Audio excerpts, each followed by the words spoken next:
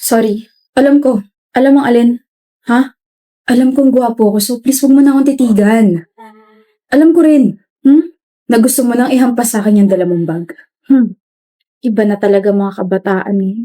Ang kapal ng mga magbuhat ng sariling bangko. Kala ko naman kapag nag-college na ako, pwede na ako magsuot ng kahit na ano. Ka-uniform pa rin pala. Init no?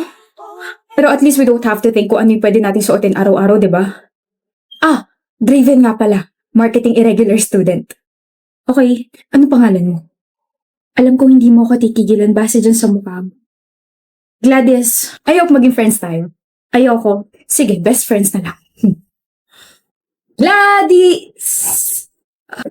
Masakit dyan mo? Lagi ka na lang kasing nakahawak dyan. Ito. May abs kasi ako eh. Nag-aalala ka na sa akin na bored lang ako. Lalambot din yung puso mo sa akin. Gladys! What is the meaning of this? Bakit di mo ko hintay? Tagal mo eh. Sabi mo sabay tayo pumasok. Di mo kayo mag-isa? Hindi. Ako sa'yo. Gladys, may iba ka pa bang friend? Wala. Meron! Ako. Pinilit mo kaya ako. Pero, hindi mo ba trip yung iba nating mga blockmates? Trip? And bakit hindi ka nakikihalubilo sa kanila? Dito ka na lang lagi sa likod nakapwesto like me.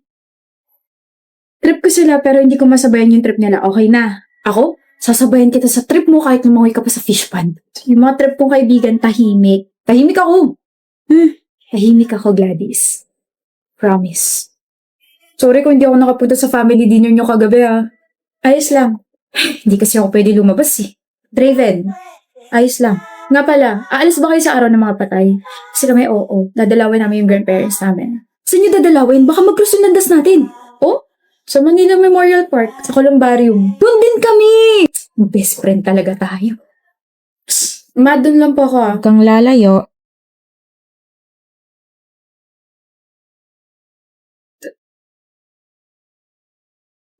Draven Galvez.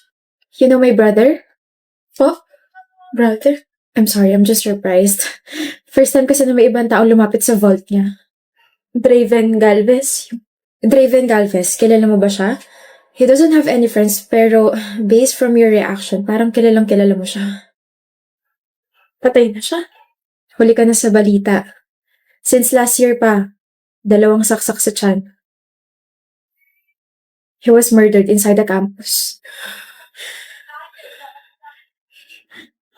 Gladys! Bakit nandito ka sa campus? Araw ng mga patay na. Bakit naka-uniform ka? Bakit? Totoo ba? Totoo bang patay ka na? Sorry, hindi ko sinabi. Naghihintay ako eh. Naghihintay? Naghihintay ako na may makita sa akin dito sa campus at madalaw ako ng taong yun sa vault ko. Yun yung huli kong kailangan gawin bago ako payagang makaalis dito sa school. Trip. I sometimes wonder bakit laging malungkot yung mga mata mo. Na kahit nangiti ka, natawa ka, hindi yun nawawala. Na parang nanghihingi ng tulong. Kaya pala palagi kang nakahawak sa tiyan mo. Kaya pala hindi ka man lang tinitignan ng ibang blockmates ko. Kaya pala parang may pumipigil sa aking hawakan ka. Kaya pala kapag nag-uusap tayo, people were giving me weird stares. Yun pala, patay ka na. Matagal na. Takot ka na ba sa akin? Hindi ako nagsisisi sa Draven. Masaya ako na nakilala kita. Hindi ba pwede dito ka na lang?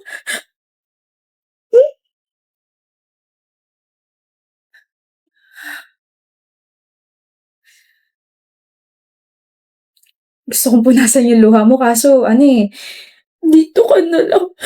Gladys, hindi na pwede. Thank you. And sorry kung iiwan na kita rito Kailangan ko na magpahinga na tuluyan eh. Bye-bye, Gladys. Salamat sa lahat. And that's it. That's the end of her story. I didn't even get a chance to sabihin I fell in love with him. I fell in love with Draven. Sige na kasi Dahlia, isang beses lang to, please. Pagbigyan mo na ako. Gusto ko na kasi magka-jowa ka. I'm fine being single. Fine being single pero napaka-bitter. Kulang na lang pigain ka sa sobrang dami mong kinain na ampalay eh. Ano ba kasing mapapala ko kung papayag ako sa gusto mo? Anong album ang gusto mo? Hindi. Ano-ano ang mga albums na gusto mo? Ano kailangan kong gawin? Okay, you just need to entertain your blind dates. Maraming nakapila, so please, sana may mahanap ka na. And I promise you, this is gonna be worth it. Wow, miss. Ganda mo pala. Cringe. Pass. ASL mo? Ano to, online dating app? Alis! Alam mo bang matalino ako and alam ko na lahat ng babae gusto yon. Ako ayoko. Ang hirap kaya kausap yung mga matatalino, lalo ko nabubog. So, ano gusto mo sa lalaki? Yung hindi nagtatanong ng ganyan tanong.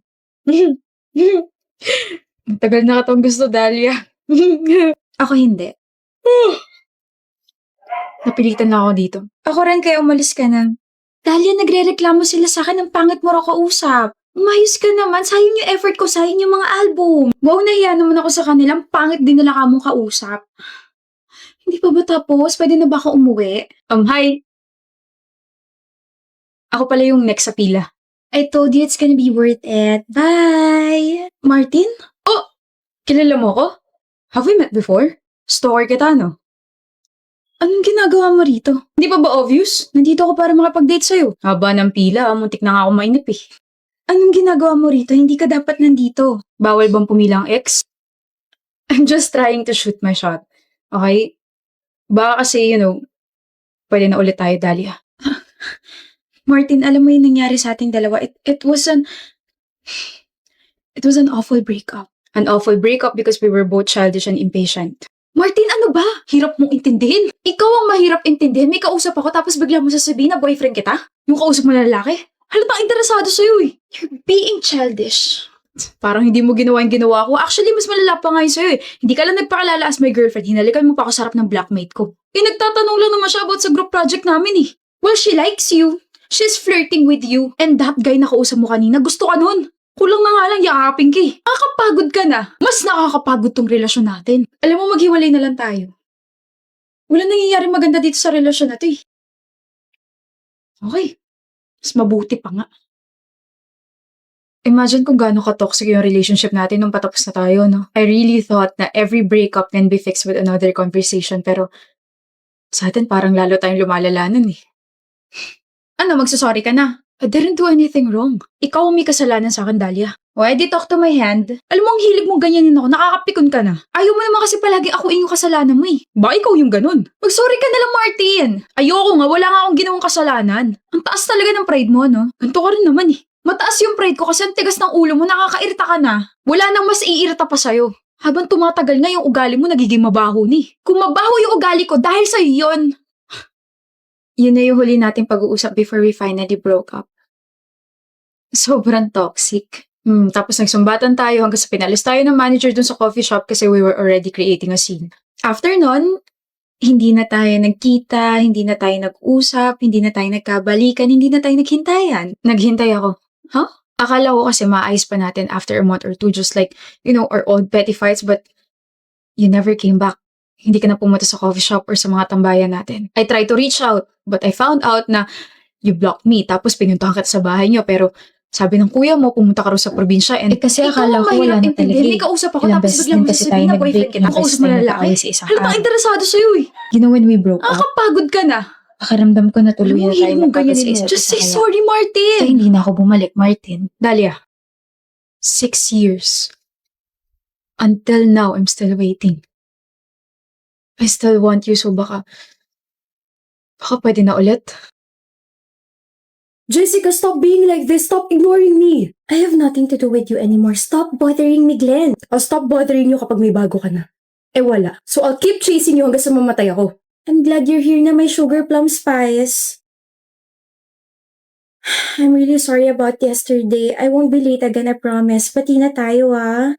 And also, I really love your hair color. Bagay sa'yo. Who the heck is this, Jessica? My sugar plum spice. The love on top of my strawberry. I love you. Are you being serious right now? Hindi mo to kilala. Ah, I get it. Ganito yung mga nasa movies eh. Magpapanggap kayong mga babae na meron na kayong bago para makawala sa mga taong naghahabol sa inyo. Halika na, Sugarberry. Sugarberry? Sabi mo lalayuan mo na ako kapag may bago ako, di ba? Ito na siya. So go away, or do you want me to report you for stalking me? Di pa tayo tapos ha. Gusto mo bang mapahiya, Brad? Alis na. Kairita so much. Anyway, thank you for helping me, ah. Libre mo ako. Ha? Akala ko naman. Wala nang libre rito sa mundo. Swerte ka, single ako. Pwede mo talaga akong gawing boyfriend mo. Ew, Ew, pero ako yung napili mong maging fake. I had no choice, okay? Ikaw yung dumaan, kaya ikaw yung napili ko. If dalawa naman kayong dumaan, hindi ikaw yung pipiliin ko, no? But you chose me, so I passed your standards. You're arrogant pala. Sana hindi na lang ikaw yung pinili ko. Libre mo na ako, sakto, gutom ako eh. Ayabang ka na, matakaw ka pa. I'm Aris and my favorite hobby is playing guitar. I also play video games and I love sleeping, so kapag hindi ako nagre-reply, ibig sabihin tulog ako. I'm 24 and yung trabaho ko is I'm managing my own business. No one's asking. Share ko lang kasi baka ma-hotseat ka ng ex mo. Mukha pa naman siyang runner. Sige, kahabulin ka lang hanggang sa panaginip mo. Matapasa na siya. How about you, miss? What's your work? I edit videos for my international clients. And tell me about yourself. Okay na yon. You don't need to know me because this is the last time we'll be seeing each other. Talaga lang ah. And we meet again, Sugar Berry. Akala ko ba hindi na tayo magkikita? I think this is destiny. Ang corny mo. Wala na mas kukorni pa sa binigay mong call sign sa akin. Sugar, plum spice, Ikaw nga pinangatawan naman talaga yung sugar berry. cute kaya. Pero maiba ako, ginugulo ka pa rin ba ng ex mo? Sa ngayon hindi na, but I think nasaktan ko yung ego niya because of you, kaya may chance na balikan niya ako. Alam mo, dito ka na lang palagi sa cafe na to. Dito ka na lang tumambay kahit wala kang orderin. Mas safe ka rito. Kapag sinabi ko pala nandito ako, pupuntahan mo ako? Grabing fake boyfriend naman to. Bakit kita pupuntahan? Dito ako nagtatrabaho. What? Sabi ko naman sa'yo, I'm managing my own business. This cafe is my business.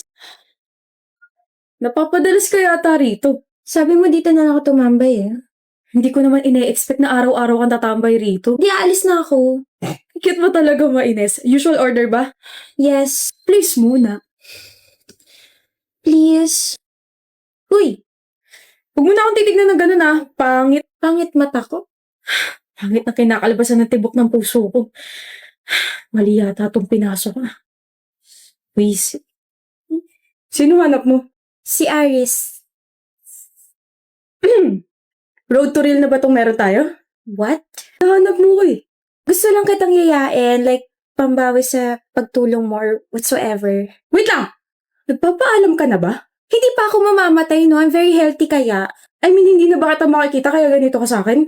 This is just me being kind, okay? Stop overthinking. Anyway, let's have dinner later, 7 p.m. I'll text you kung saang restaurant ka pupunta. Jessica! What? Miss mo na agad ako. Wala ko number mo. Ayan na, okay na, mamaya na lang. Don't be late. Cute ka talaga. Ang sungit na, ang tapang na, ang ganda pa. Para siyang pusa. Sinong cute, Aris? Ako ba? Pia, Your girlfriend is finally back. ex-girlfriend Pia. Ex-girlfriend. I'm still back. I'm here na.